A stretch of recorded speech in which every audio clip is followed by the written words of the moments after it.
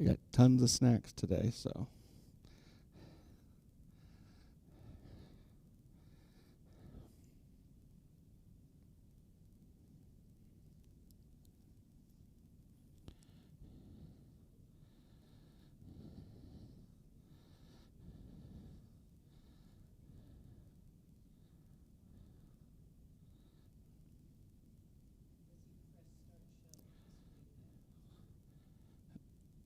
At 30 after, yes.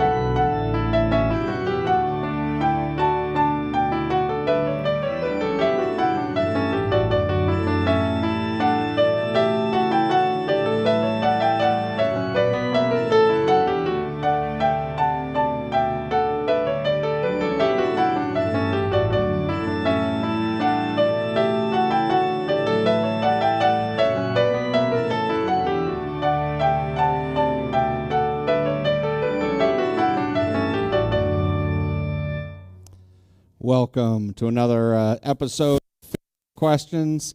Glad to be here with all of you today. Hopefully you're glad to be here with me. Let's go ahead and begin with a prayer.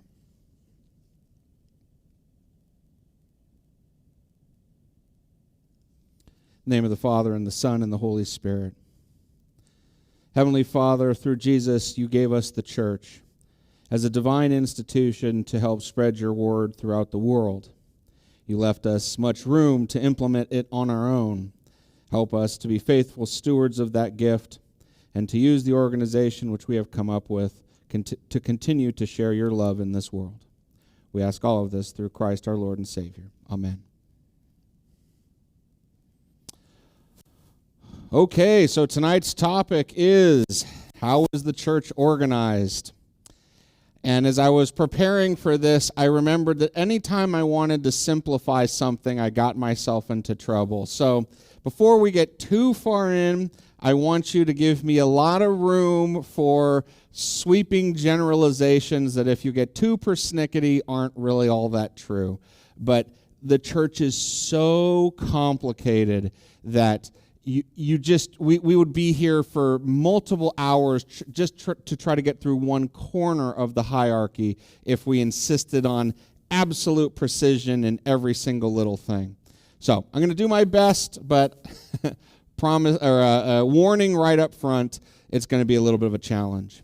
So the first thing we're going to talk about is what I'm going to call clerical hierarchy. This is how the church is organized from the standpoint of bishops, priests, and deacons. Then we're going to talk about kind of the administrative part of the church, which has a decidedly geographic emphasis. Then we'll have our intermission. After the intermission, we will talk about how the Vatican is structured. Obviously, being the centering point of the church, it's good to have a sense of that. Oops. And then we will talk about how the Pope is elected and the role of the cardinal so that you understand that. Finally, a couple things. We'll talk about religious orders, how that's a bit of a variation on the norms of the rest of the church, and then just close it up with some other terms and titles that are hard to find a place for. Okay.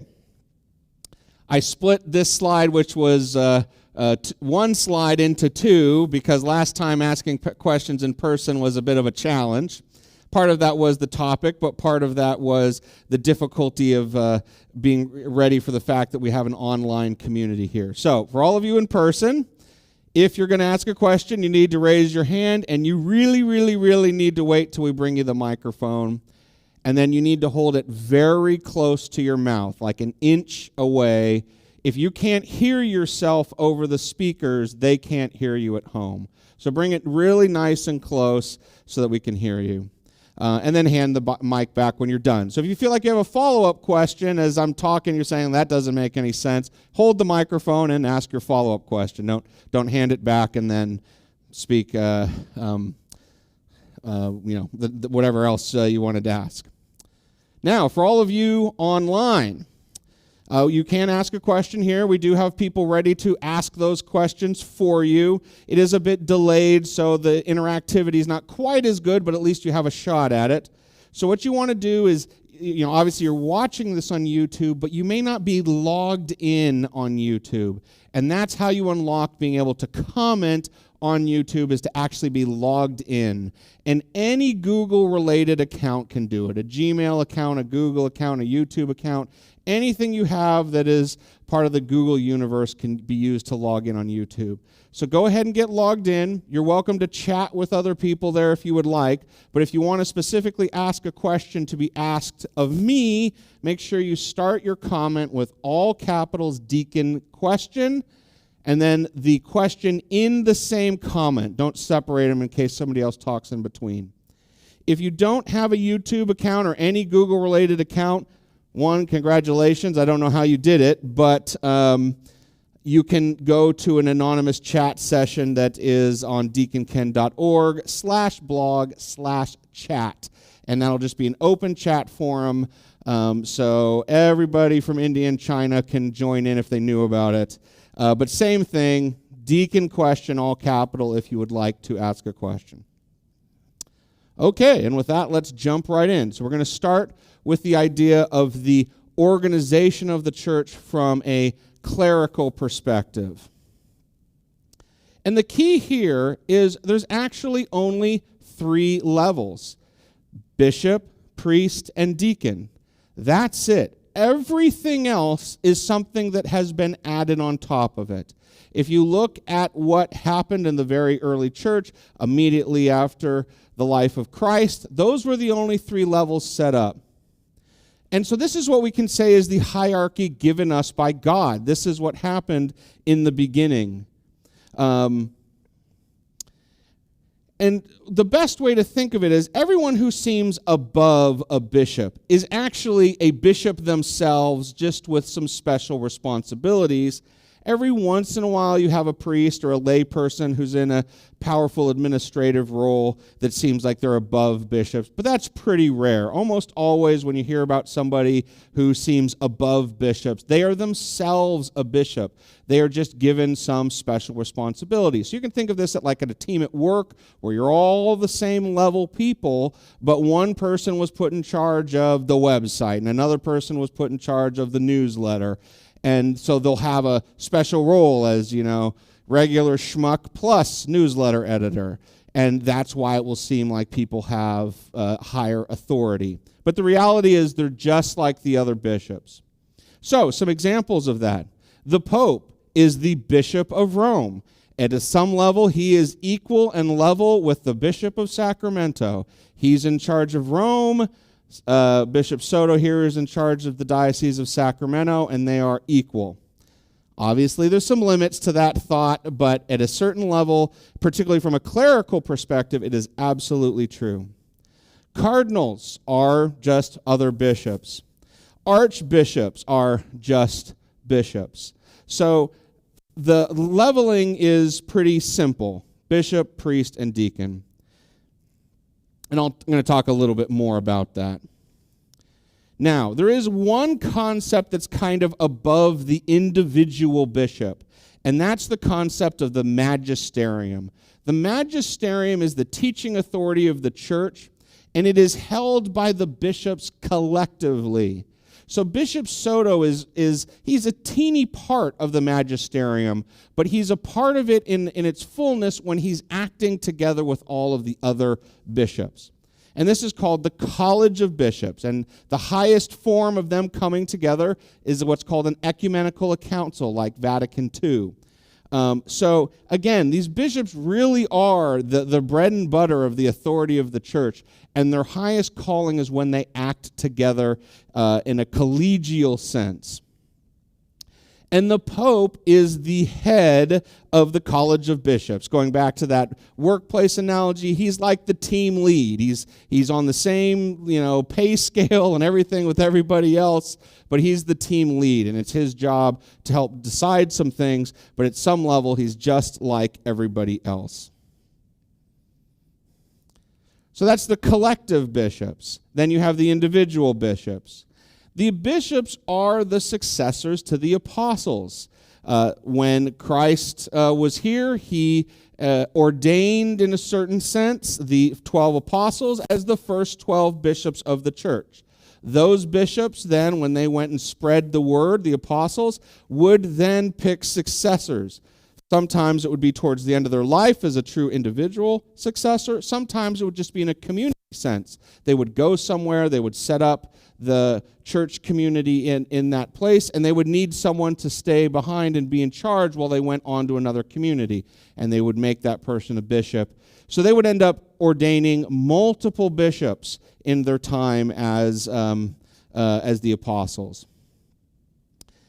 And this has gone down through the generations. Every bishop today was ordained by a bishop, who was ordained by a bishop, who was ordained by a bishop, who was ordained by a bishop, and a bishop, and a bishop, and a bishop, and a bishop, all the way back till you get to one of the 12 apostles. Every single one of them, at least in theory, can trace their line back all the way back. Now, just like with our family tree, sometimes it gets a little fuzzy on a particular sense, but on a practical sense, we know it's true because the church has insisted on it, and it makes sense.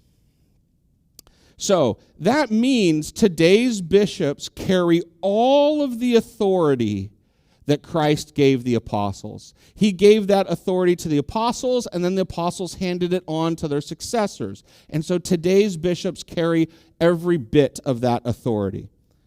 And thus they can administer all 7 of the sacraments, and carry the teaching authority, particularly collectively, as the magisterium. Now, one of the things early learned in the church was the 12 apostles, or even the 50 apostles, or 50 bishops, when they started ordaining people, was not enough. And so they started adding helpers who didn't carry all of their authority, but some of it. And so those 2 types were priests and deacons. So priests are ordained by bishops, and they get what we call their faculties from the bishop. The reason they can do what they can do in the church is because the bishop ordained them and gave them faculties to carry it out. They carry a portion of the authority of Christ. They can administer 6 of the 7 sacraments, but only 5 what we call ordinarily. They can never do holy orders. And they can only do confirmation in extraordinary situations. Now, as it turns out these days, kind of like communion, there's a lot of extraordinary situations. There's a lot of times where it's done. But in the theoretical level, they are not the ordinary minister of confirmation that's supposed to be reserved for the bishop. But all the RCIA confirmations, actually in our diocese, because we only have one bishop and the diocese is so huge, some portion of the diocese every year, always the bishop gives faculties to some of the priests to do the children. So it's happening more and more. But they are indeed ordinary ministers of baptism, Eucharist, confession, marriage, and anointing of the sick. That is their normal set of sacraments. Deacons actually are very similar in a conceptual sense in that they are ordained by bishops, they get their faculty from the bishops, and they carry a portion of the authority that the bishops carry. The difference is, at least sacramentally, it's more limited. They can only administer 2 sacraments, baptism and marriage, and that's it. No extraordinary situations, just those 2. And as a minorly humorous note to keep us deacons humble, it turns out that in extraordinary situations, anyone can do these 2 sacraments. So in an emergency situation, all of us here can baptize. If you're stranded on an island and a couple needs marrying, anybody can do it. So the only two they let us lowly deacons do is the ones anybody can do at some point. Of course, we can assist at other sacraments, and so that's why we help out at Mass and many other places. But the sacraments we are the minister of, the only two that's possible is marriage and baptism. An interesting note that actually a lot of people don't know, and this has been true for the whole history of the church, every priest is ordained a deacon before he is ordained a priest. So our pastor here, our parochial vicar, every priest you ever meet, he is, and you don't lose that. You add to it. So like when a priest eventually becomes a bishop, which happens, of course, but not to all priests, but to some, they don't lose their priestly faculties. They just gain the fullness of the bishop authority. And so the same is true with deacon. With the deacon, all priests are deacons. They're just also priests. Okay, so that's the God-given portion of our hierarchy. But as you can imagine, for a billion-member church that spans the globe, that's not nearly going to cut it to be able to reasonably administer it. So the church indeed come up with a more comprehensive system with more nuanced organization. And so I'm going to talk about that next. So here it is in a general sense, and is this readable here? Can you guys read that? I hope so. At the very top, there's a universal church led by the Pope.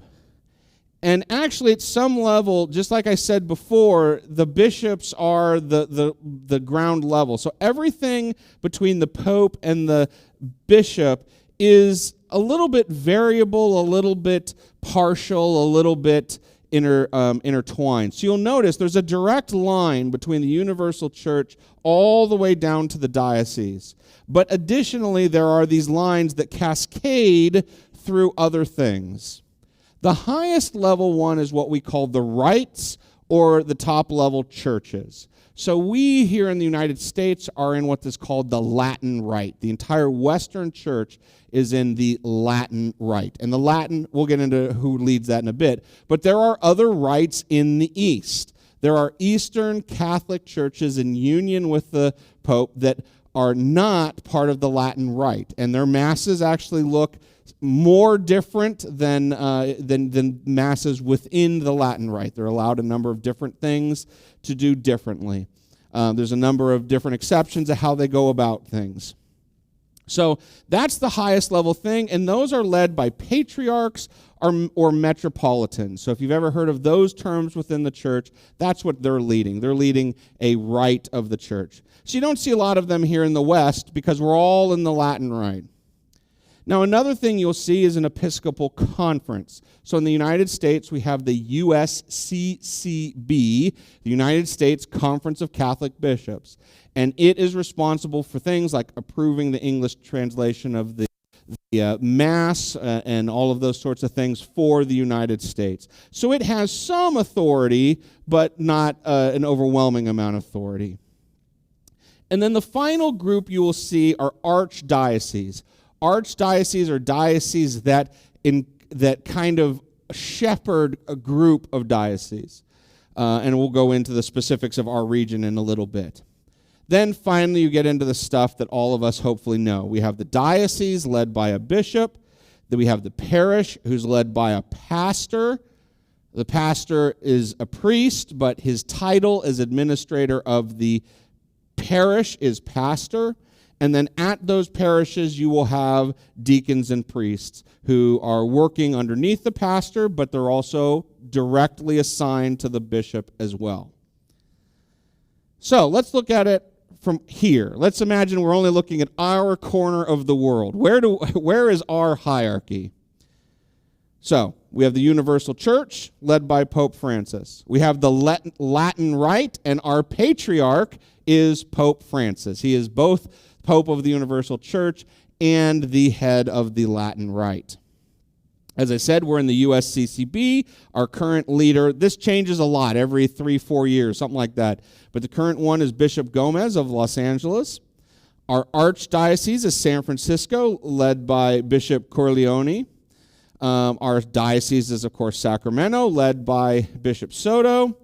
And we are in the St. Clair Parish, led by Father Snyder. We have a parochial victor priest of Father Innocent. And then at the very bottom, me and all of us, right, at the bottom of the scale. So that's us. That's us here locally. And of course, you go to different places in the world, it's going to break down very differently depending. And in some of those, you won't have some of these intermediate steps. The more you get to the older portions of the church, the more it tends to be a little bit condensed. I wanted to show some pictures to give you a sense of how things fit together. This is a map of all of the dioceses of the United States. The colors are the archdiocese. So you can see that brownish diocese that includes Northern California and the city of San Francisco. That's the archdiocese of San Francisco. And then within that, you have the lines that cover the individual dioceses. So we are the big one that covers the majority of Northern California. You can see Nevada has 2, and Utah has 1, right? Population, obviously, is going to affect how big a diocese is. So if you look on the East Coast, where there's a lot of population density, a lot of those dioceses are pretty small. And if you could zoom into the Bay Area, you would see there's 3 or 4 of them in the Bay Area alone. So it's very much population-driven. But that's the map of the United States from an archdiocese and diocese perspective. Let's also look at just us, our diocese. So this is the picture. In the United States, dioceses are always bordered on counties. So you can say the whatever 16, 18 counties, whatever it is we are, and if you know the lines of those counties, you know the boundaries of our diocese. Just to give you some stats on about what that means, this is of 2016, and the reason it's of 2016 is I can't find anything newer. But we had a total of 168 priests. We had active in the diocese, 95 of them. We had 64 who are retired or sick or absent. Absent could be like they're in training in Rome or something like that. Then we do, and we'll talk more about this later. We have, we have the permanent deacons first, 148 of those. Actually, since this is 2016, we should have another 28 on top of that, minus a few retirements. Then we have a number of religious orders of brothers and sisters, seminarians, 102 parishes, 5 other Catholic churches. I won't go through everything here, but this is the basics of our diocese. Another way to look at this, and people often don't realize this, but parishes are not buildings. They are geographic regions. So, in theory, everybody should be looking at this map and going to the church that is their parish. Now, the church doesn't insist on this and doesn't track it at all, so it's not that big of a deal. But here are the parishes of Sacramento, and as said, there's 102 of them, and you can see up at the top here, there's a number of big ones where population is not very dense, but you get in around Sacramento, you can't barely see them on these pictures with them all stacked on top of us.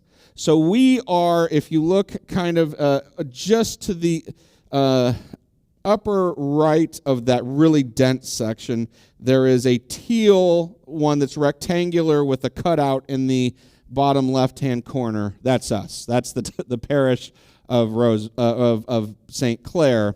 The reason it's a little bit bigger than its brothers like St. Rose to the west of us is all that open field land to the west of us, that's us too. So I would assume as the housing continues to grow that direction, they're going to cut our parish in half or something and establish a new parish on that side of it. But for the time being, I think we go all the way to Highway 99 that direction. Okay, I'm glad I got to my intermission before 7:30 because I think the back half's going to be a bit longer. So I'm glad I was able to do that. But before we go to intermission, particularly for those of you online, If you want to ask a question, now is a very good time to get it in. You're like a minute behind us. By the time all the streaming information gets on your computer, it's a minute later than it is here. And so then when you type in your question, it's even a little bit further behind. So before the intermission is a great time to enter your question. As I said, get logged in on YouTube, all capitals, Deacon Question. Or if you can't do that, go to deaconken.org/blog/chat. Do the same thing. And so get those in now. We'll answer them right after the break, and we will see you in 5 minutes.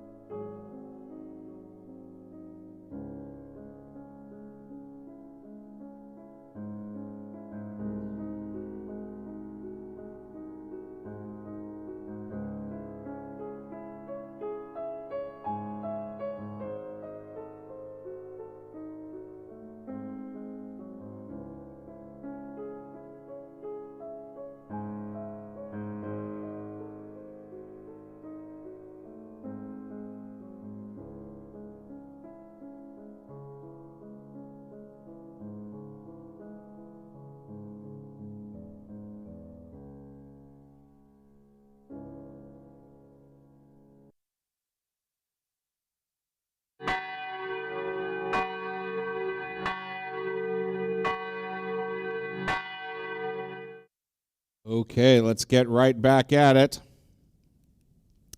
Question and answers. We did have a couple of questions. We do. Can a divorced deacon become a priest? Can a divorced deacon become a priest?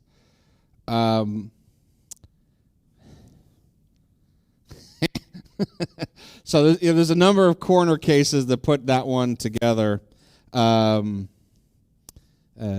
go ahead and put me on at least one camera here.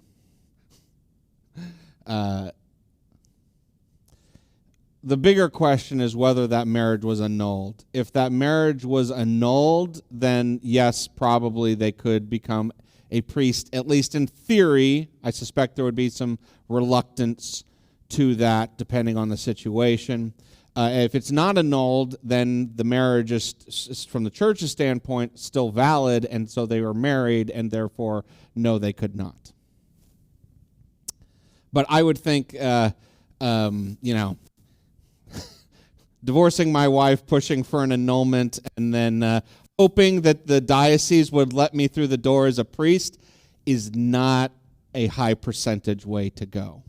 I would not encourage that route for someone who wanted into the priesthood. Second question. Okay. Do cardinals need to be ordained? If not, could a woman be a cardinal? Very good. I'm going to hold off on that one because cardinals are still coming. You're jumping ahead. We're talking Vatican and the cardinals later. There's one more. All right. Would you explain how an archdiocese is established and how the archbishop is appointed?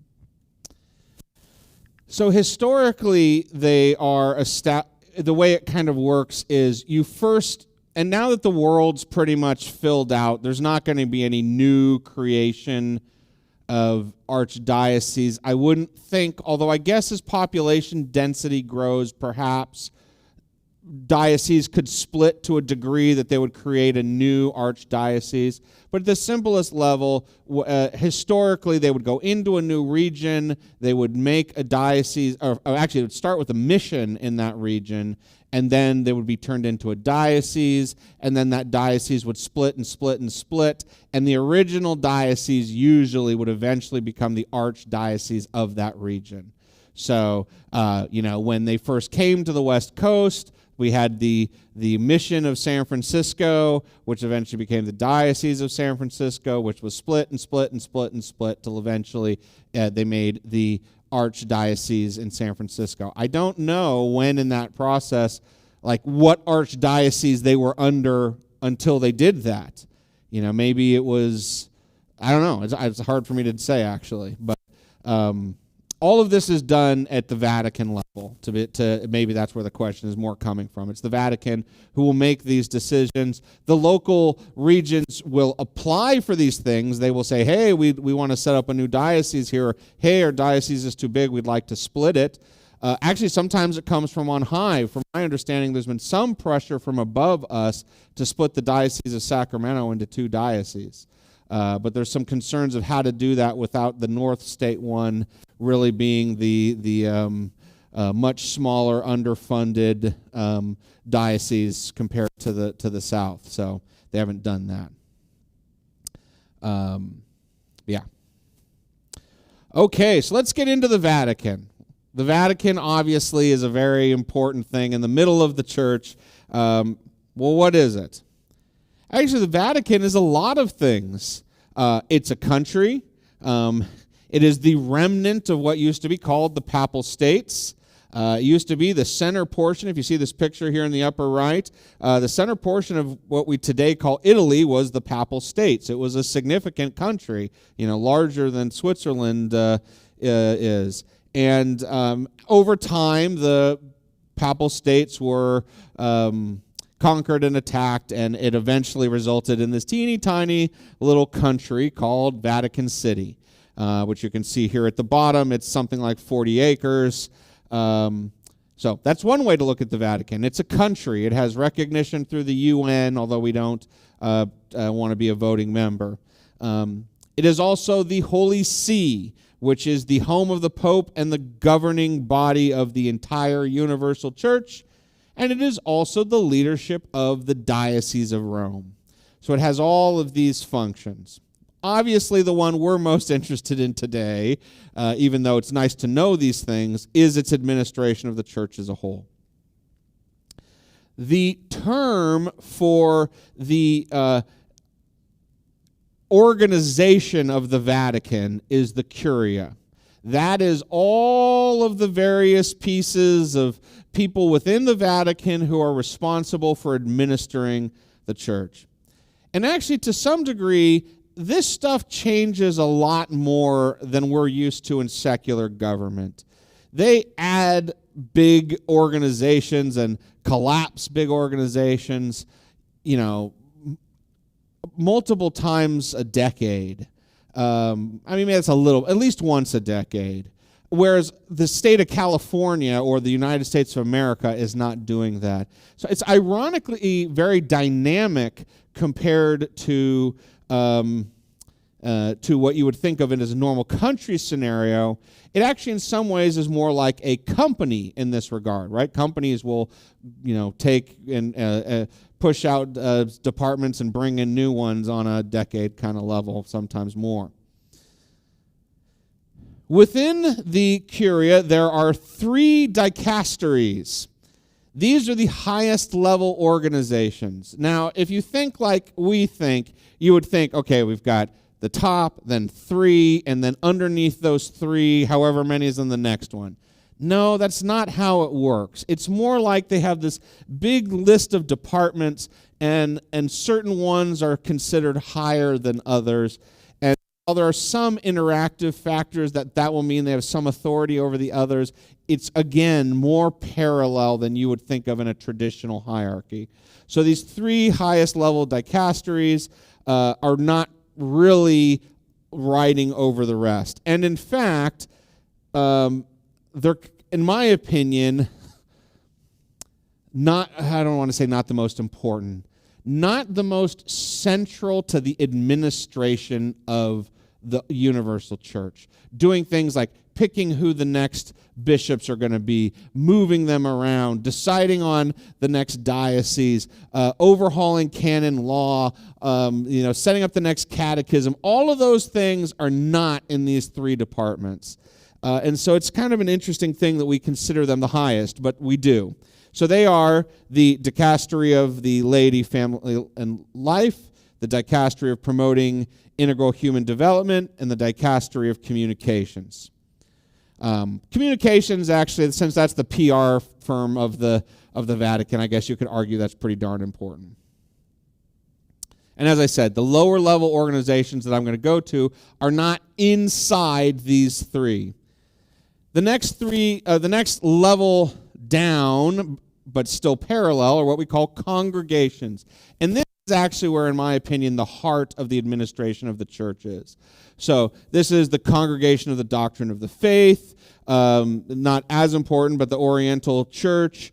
The Divine Worship one is really important. That the way Mass looks is based on them. The causes of saints, right? Who's going to be canonized.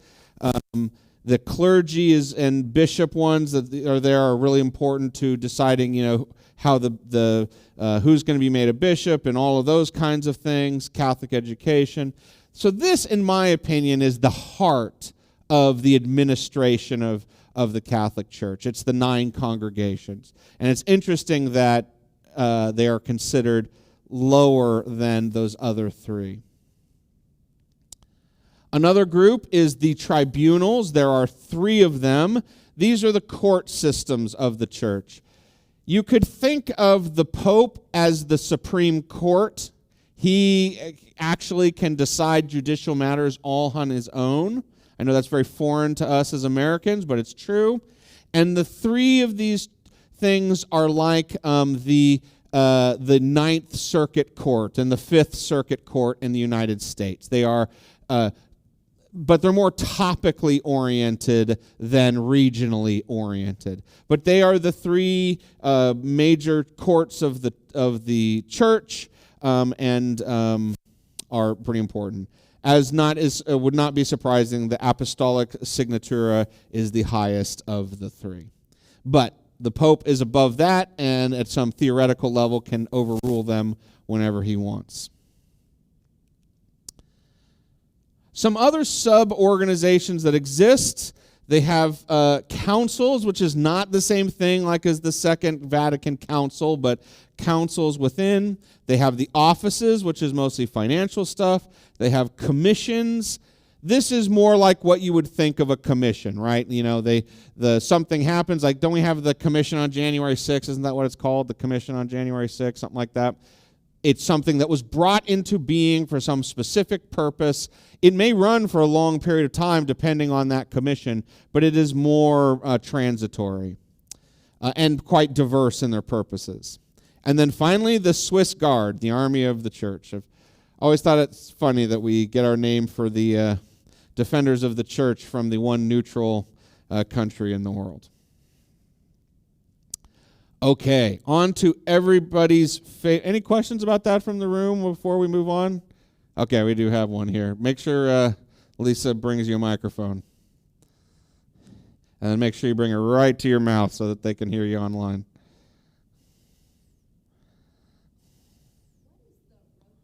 Oh, I don't think we, maybe we're going to turn it on, yeah. What is the Rota Romana? They actually are one of the more active of the three, and they do a lot of stuff. I know that when a priest is going to be, prosecuted for like sins, it goes through them. So they deal with a lot of the administrative, clerical stuff. To say something local, I don't think this is going to happen, but Father Leatherby was, had some problems, and it was in a court situation within the church. He was waiting on them. So they deal a lot with personnel issues, if you will, is a real central part of them. I'm sure they have other things, but that's where I most hear of them.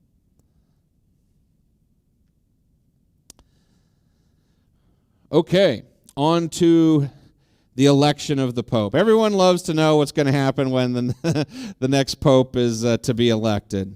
And this is where we get into the cardinals. So we'll come back to the question that was on the line.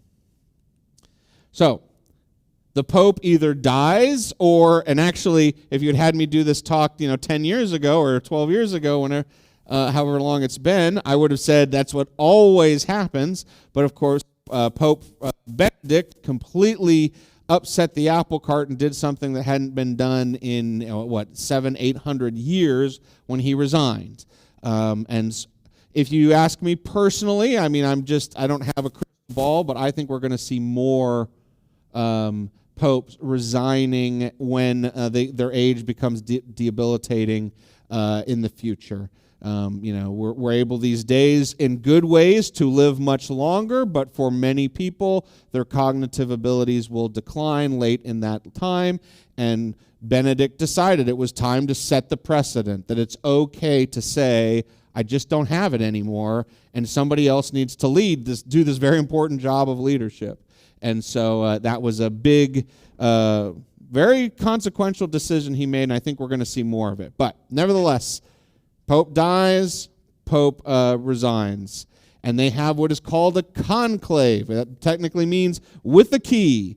I guess the lock's not in there, but with a key. And that what they're talking about is they're locking you in. Now, these days, conclaves tend to go pretty well.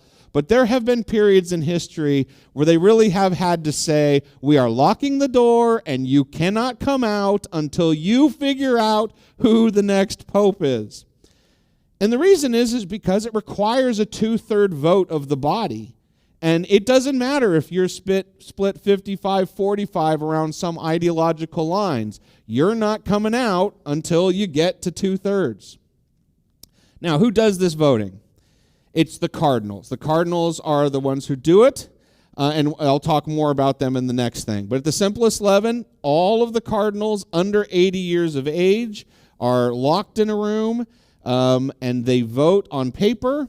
They then burn that paper so that there's no record of it.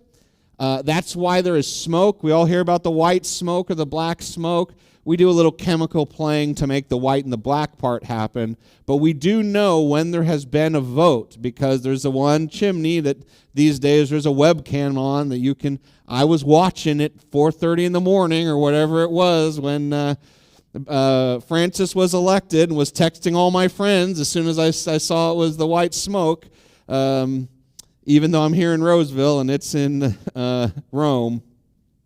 But that's why that's why there's the smoke, is because they're burning the ballots after the election, and they put chemicals in based on whether it was unsuccessful. They put chemicals in so that it burns in a very sooty way so that it's black, and they put accelerants in it when it's a successful election so it burns white. So anyway, and the person elected can be any Catholic man. You can imagine, though, that it tends to be one of the guys in the room, right? It's not, but, theoretically, you could be sitting at home just minding your own business during the conclave, and you get a phone call, we kind of need you on a plane. Obviously, very unlikely. Just like theoretically, during a presidential election, if everybody wrote in, Clark's name, right, we could have President Clark. And all at the last minute, but in practice, that does never happen. So, at a theoretical level, can be any Catholic man. So let's talk about these cardinals. Who are these guys? Again, they can be any Catholic, but they're currently all bishops. Historically, the cardinals included royalty. This kind of goes back to the era of two things. One, the Papal States, and the Holy Roman Empire, of which the Pope had great authority. He wasn't the top of it, but he had great authority within it.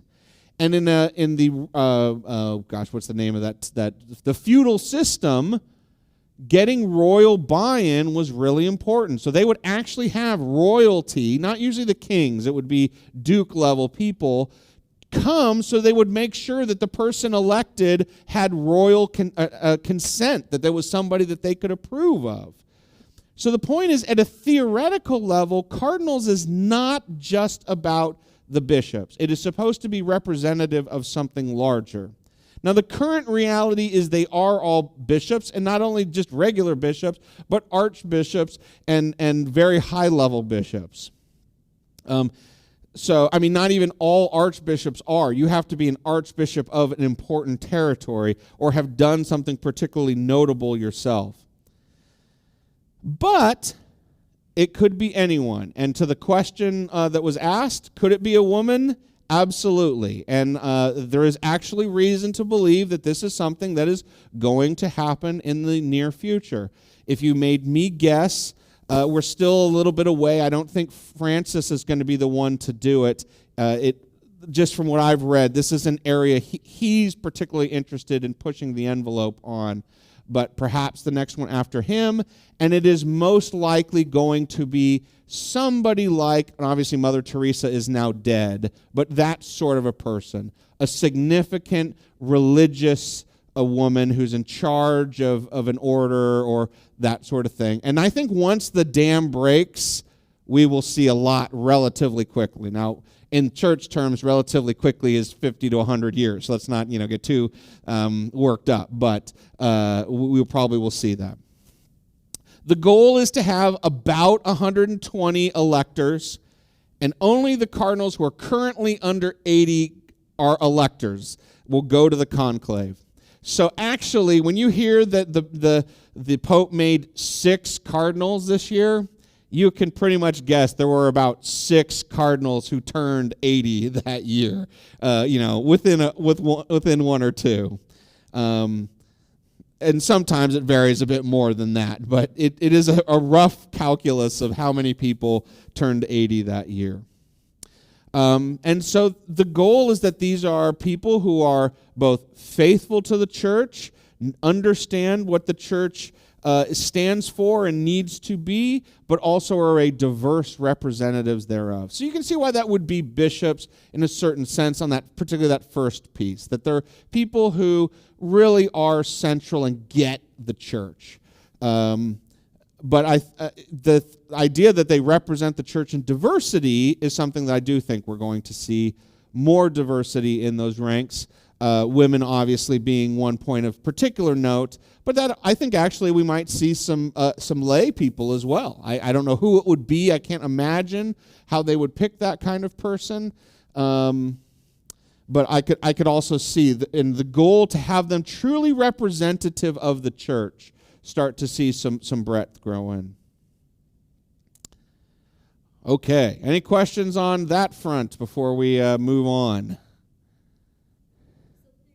Oh, gotta wait for the mic. This is really slowing down the questions. A lot of people are like, never mind. Yeah, make sure to bring nice and close. Oh. So theoretically, you don't have to be a priest to be a pope. To be elected a pope. That is correct. The first thing they would do is walk you over and ordain you a bishop. Did they do that with Lucretia Borgia's father when he was elected pope? I obviously can't speak to that, but I would assume so. I was wondering when that happened, because, he was a little different. Obviously there's some darker times in the papacy where it became very political and all of those sorts of things. What would happen in that instance is that person would be ordained a bishop so that they could become the Bishop of Rome and therefore be the Pope. Well, see, that's a whole different topic, but while currently the discipline of the church is that priests and bishops can't be married, it is actually a discipline of the church that can be broken. We just choose not to, except in some very unusual situations. Actually, today, there are about 300 married priests in the United States. They are generally converts from other parts of Christianity who decided to become Catholic, and then when they did that, the church decided to allow them to become priests. But normatively, it's not the case. But yeah, theoretically, they could pick a married man, and then they would have to deal with the married bishop. Again, I wouldn't see that happen anytime soon. Okay. Let's get into religious orders, because a lot of people wonder. So everything I've talked about now is the ordinary diocesan church, the normal things that are happening in normal communities. But of course, we've all heard of, these other Catholic organizations that seem to operate. While they operate within that church, they have a lot of independence. We hear about the Franciscans or the Dominicans or the Jesuits. And we wonder where they fit into the big picture. What all of these are called at the highest level are institutes and societies. And they are granted their charter, their right to operate, and to have all of the hierarchical things that they have by the Vatican. So now usually it starts informally. They haven't been formally approved, but then they will petition to the Vatican to, which one of it was one of the congregations. One of them talked about religious orders. You would petition to them to become a religious order, and they would say, okay, you need to have X, Y, and Z, and then you would be approved, after you do all the right things, could be approved by the Vatican to be a institute or society. The institutes are the large group. But these are groups who want to carry out a specific mission. They have something they want to do. They want to educate children. They want to focus on inner peace and living in a monastery. It can be a lot of different things, but the fundamental goal is they don't want to just do something normal. They want to do something special. And I'm not saying this to denigrate the normal. The normal is good and important, but when you are doing something unique, maybe is a better word, you do kind of need to have some organization to surround you in your unique mission. And that's what these institutes and societies are for. They have some special mission they want to carry out. The institutes is the much larger group because these are the ones that profess vows, right? So if you hear about, somebody became a Dominican, the big moment of their becoming a Dominican is when they profess their vows. Societies don't do that. So they're a little bit less formal in their membership because you don't make such a large vow when you join them. So let's look at the institutes. There are 4 big categories. The 2 big ones are the religious and the orders. The religious are really the monastic ones, and we'll talk about that in a minute. And then the orders, what the real emphasis there is on the solemnity of the vow. It's so, not all vows are permanent and binding. The vow of the order is like the vow of marriage. In fact, there's been some history in the church of fighting over whether religious priests could become diocesan priests because they had made a vow so solemn to their order. Would it be inappropriate for them to break it to become a diocesan priest? And for many periods, in fact, I'm not even really sure what the current state of this is, but it's pretty discouraged. You can go the other way. You can be a diocesan priest and then choose to add vows to it and go join the Jesuits. But once you've joined the Jesuits, it's a little harder to go the other way, particularly if you're not just like on assignment, right? If you're actually saying, no, I'm going to leave the order permanently. So the orders are a lot of the institutes are orders, particularly the ones you've heard of, and we'll talk about that in a little bit. The congregations take simple vows, and secular ones don't live in community. All the other 3, they live in a community together. Here are the traditional vows that they take: poverty, obedience, chastity. And it's not necessarily all 3. A number of them don't take a vow of poverty. Regular diocesan priests do not take a vow of poverty. They do take a vow of obedience and chastity, but that. An important thing to note here, and I particularly marked it with the chastity thing, people would wonder this, well, wait a minute, you're a priest, right? You already have to be chaste. No, actually, members of orders by default are not priests. They are lay people. They are what we call brothers and sisters. And even just as a brother and a sister, they are expected to remain celibate. So they're lay people. That promise of chastity is something that comes from the order, not from their clerical ordination.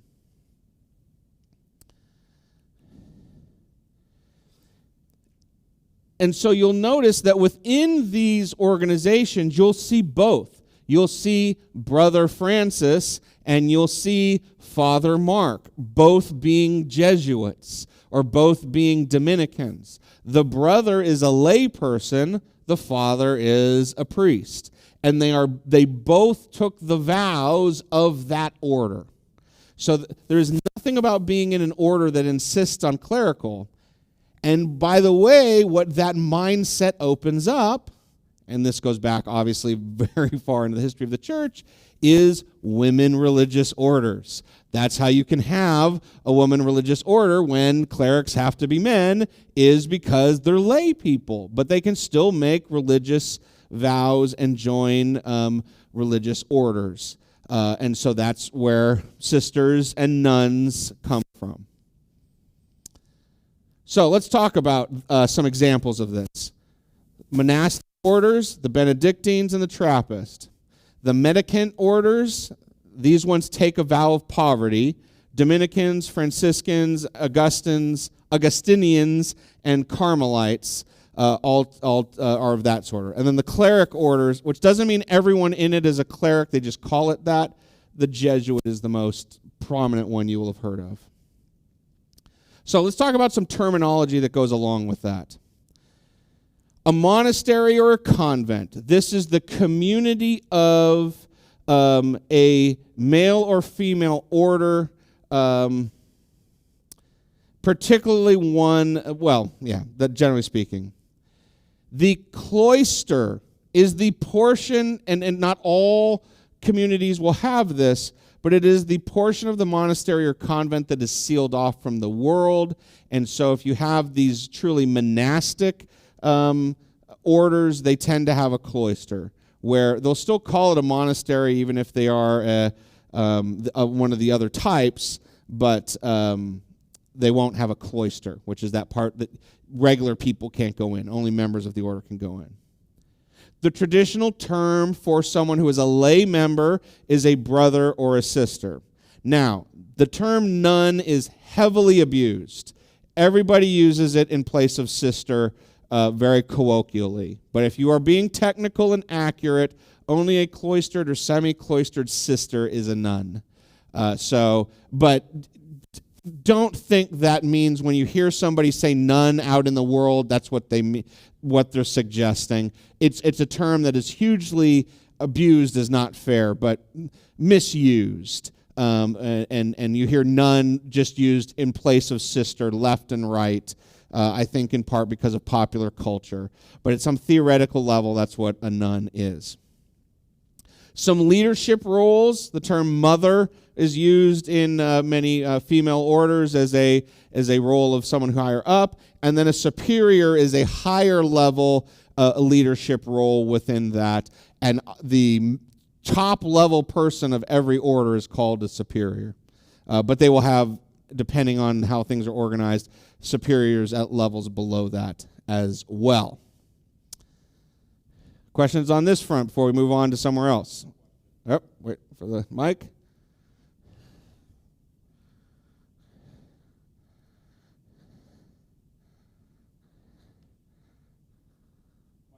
Oh, one more time. No. Just one. There you go. Yeah. My question is regarding the Christian brothers. My understanding is they do not have any priests, any clerics in it. I do not personally know a lot about the Christian brothers. That could be true, but I can't speak to it intelligently myself. That is possible. You do not have to have clerics to be in order. And then I had a second question, and it's regarding religious orders and how they interact, or maybe their authority with the local bishop. Right.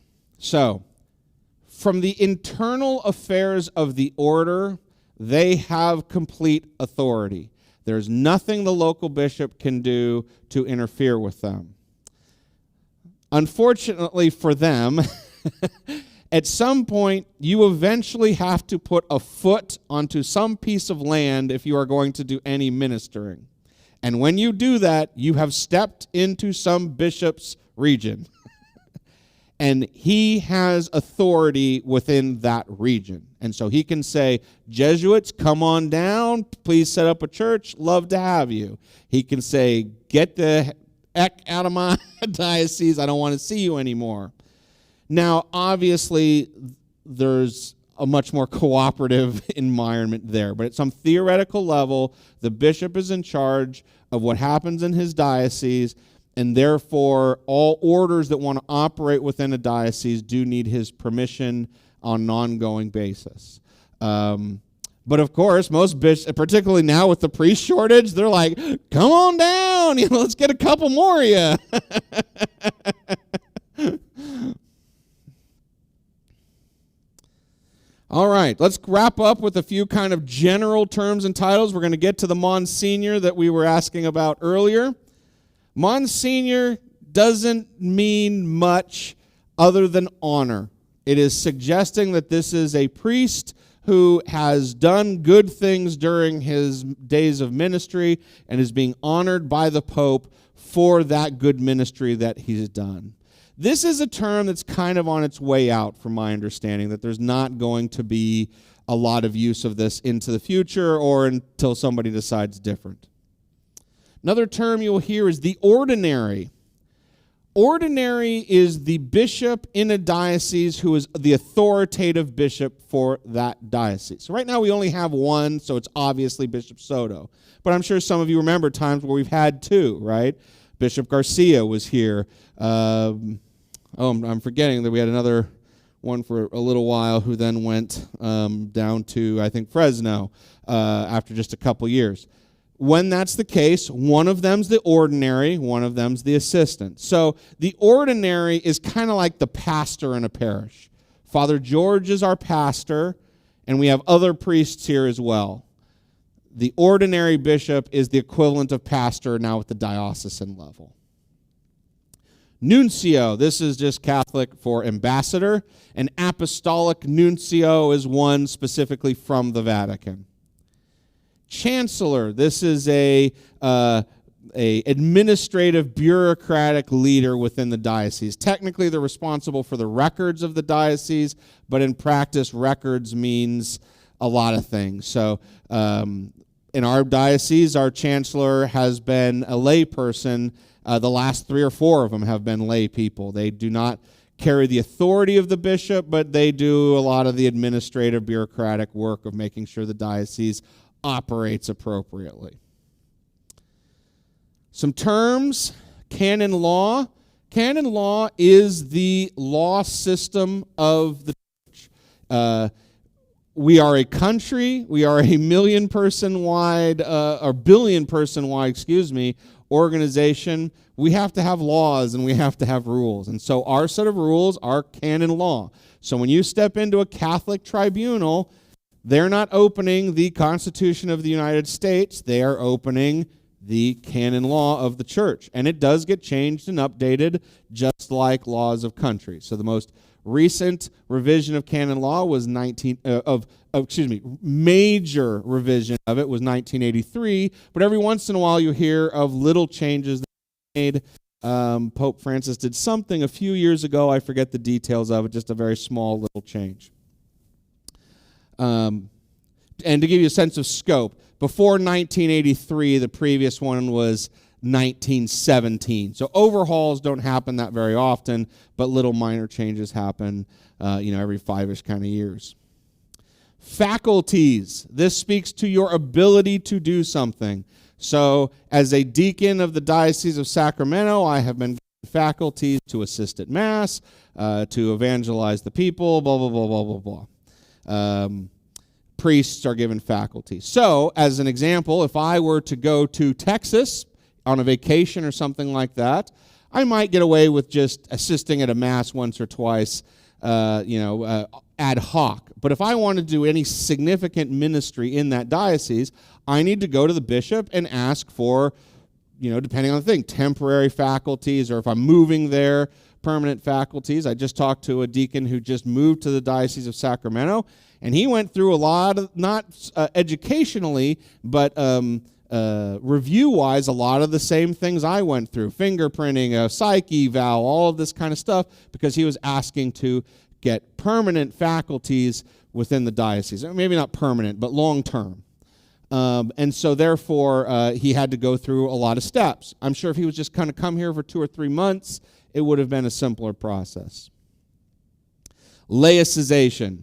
This is when we have to take a bishop, priest, or deacon and not just take away their faculties for some period of time, but say, you're done. You are no longer going to be able to operate as a bishop, priest, or deacon. And so they're laicized. Somehow I think I ended up putting one of those terms in there twice. Didn't I do have chancellor on the last page? And then finally, seminary is a school, a college, if you will, for future clerics, almost always priests. Any questions before I move into the conclusion? We'll have time for questions at the end. Speaking of which, for those of you on the live stream, this is your next big opportunity and really your last opportunity to ask questions. I'm going to do a number of conclusion slides, but as I said, you're 1 to 2 minutes behind me. So if you want to get a question in by the time we reach the question section at the end, please do it now.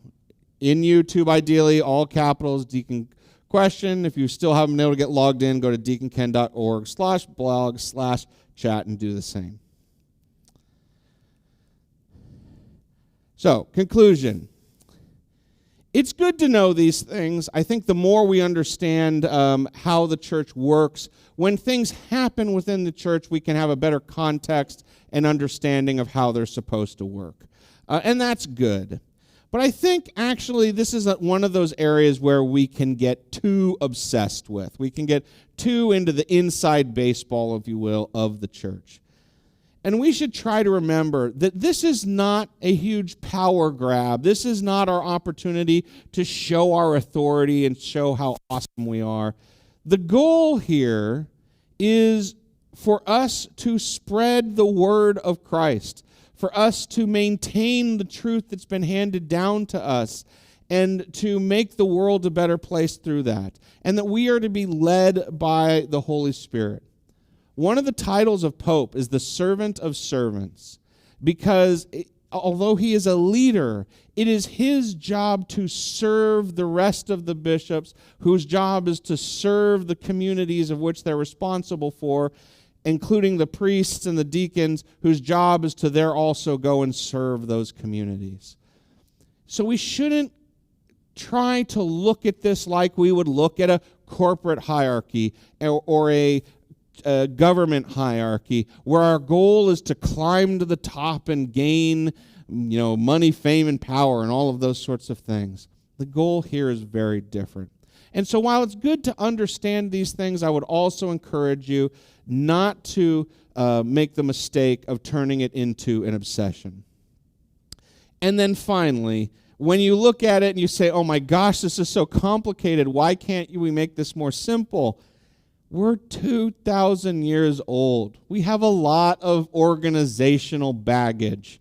And if you've been in any organization that's been around for any period of time, you know that happens, and you know no matter how hard you try, you can only reform it so much. There's always some good excuse of why some antiquated thing needs to stick around a little bit longer. So yeah, it's very complicated and very diverse, and nothing is as simple as one would hope.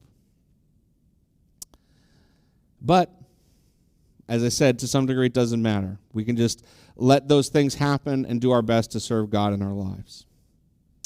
Okay, final slide, satisfaction survey. I will run real quick as soon as this is over. They're sitting on the printer next door for the people in person. But for those of you online, if you open up the show more on the thing, it has a link to go do the survey on my website. Please do. I find the feedback really, really helpful. Like one of the big feedback last month was we couldn't understand the questions coming through. So today I tried much harder. It was a much easier environment to do it, but to make sure that they had the microphone and asked those questions so you could hear it. So the feedback is really important to me. If something is really bad, that's doubly important that you tell me so that I can make sure we fix it. So don't hold back. Tell me the whole truth, the full truth, nothing but the truth. I do have a second survey, which I think this is the last month I'm going to share this, but it's how we can improve this whole thing, not just each individual session, but the overall scope of things. So it has questions about what topics you would like to see, what kind of things do we want? Do we want food? Do we want daycare? All of those kinds of things. So please answer that one as well. It'll also ask you whether you intend to stay online or come in person in the future, and maybe if what you're waiting for is for the pandemic to get even further down the road of safety. I'd like to know all those things so I can plan for the future. Speaking of which, I always need volunteers, live streaming help, in-person help with things like buying refreshments or childcare when we eventually have it. So please, if you're willing to volunteer, please email me at ken@deaconken.org. I've got a couple people, but I'd love to have a handful more. Finally, next time, Tuesday, November 9th, is our next second Tuesday of the month, 7 p.m. as always. Is it okay to take my mom off of life support? Obviously, this is a starting question for the large topic of end-of-life issues. What does the church teach about how we are to treat people at the end of their lives, and what is acceptable and what is morally required, and how are we to do all of those things. So it's a really important topic, perhaps with a little bit overly provocative title, but I hopefully you'll enjoy it. December, we'll have the topic, was Jesus born in December? I did this talk, 4 or 5 years ago when I very first started the series. We'll bring that back. It's never been live streamed. And I will announce the spring 2022. Man, it's so hard to get in front of how quick the years go by. I'll announce next month what we'll be doing in the spring. And always looking for topic suggestions. Just a second on the additional information. If you want to get a hold of me, here's how to do it. Pause this online if you need it. YouTube subscribing. If you haven't subscribed, please do. There are some features you get when you subscribe. There's some features I get when my number gets to 1,000. So slowly but surely, actually it's 819. I saw them up to 181 today, so 819 to go. All right, on to final questions. Do we have any online? All right.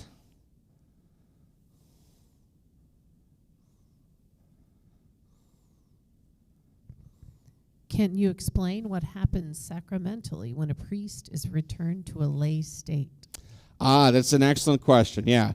The indelible mark of holy orders does not go away. At a sacramental level, you are still ordained. But from a practical standpoint, it is removed. So yes, it is an undoing of the sacrament, but it is removing you from that life. Just the one. Any more questions in the room? Okay, that's fine. Well, then let's wrap up with a prayer.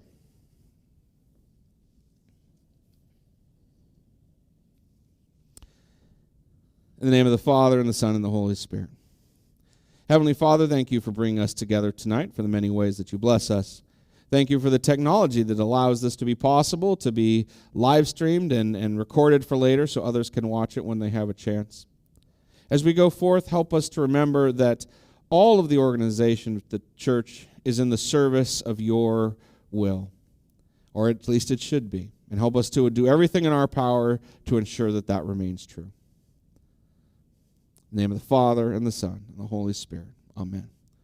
God bless you, and have a wonderful evening.